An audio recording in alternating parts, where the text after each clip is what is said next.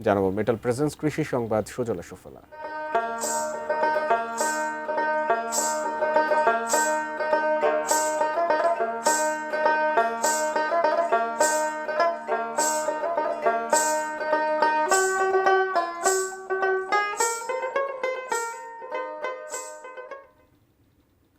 লেখাপড়ার পাশাপাশি আঙুর চাষে সফলতার গল্প করছেন ঝিনাইদহের তরুণরা।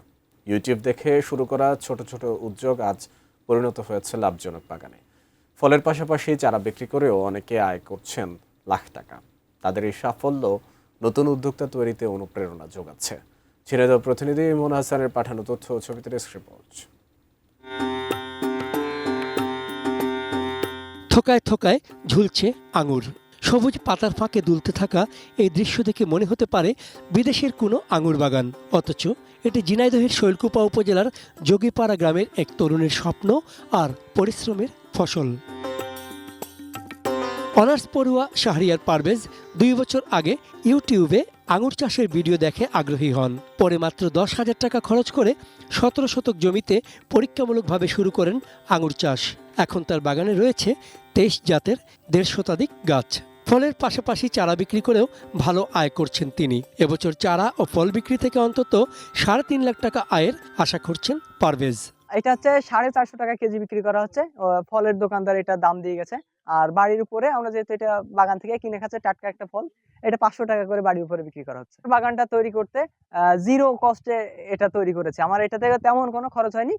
বড় জোর খরচ হলে 10,000-এর ভেতরে এরকম খরচ আসছে। একইভাবে ঝিনাইদহ সদর উপজেলার কুমড়াবাড়িয়া গ্রামের অনার্স শিক্ষার্থী আনাস বন্ধু আলামিন ও তানিমকে নিয়ে গড়ে তুলেছেন আঙুরের বাণিজ্যিক বাগান। লিজ নেওয়া 55 শতক জমিতে 5 লাখ টাকা বিনিয়োগ করে তারা লাগিয়েছেন 407টি আঙুর গাছ।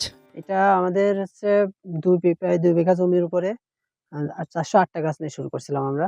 আলহামদুলিল্লাহ গাছগুলো প্রায় সবই বেঁচে আছে। আর এখন পর্যন্ত এখানে খরচ এসেছে প্রায় 5 লাখ মতো খরচ এসেছে। ইনশাল্লাহ এবছর উঠে যাবে। কৃষি বিভাগ বলছে নতুন উদ্যোক্তাদের পরামর্শ ও কারিগরি সহায়তা দেওয়া হচ্ছে। আমরা কৃষি সম্প্রসারণ অধিদপ্তর অবশ্যই তাদের পাশে দাঁড়াবো এবং তাদের প্রযুক্তিগত পরামর্শ আমরা প্রদান করব। পাশাপাশি আমাদের যদি এ বিষয়ে বাগান সম্প্রসারণ বা অন্য কোনো বিষয়ে প্রশিক্ষণ সংক্রান্ত যখন যে সুবিধা আসবে আমরা তাদেরকে অন্তর্ভুক্ত করার চেষ্টা করব। চন্দন পাল, ডেস্ক রিপোর্ট, ATN নিউজ।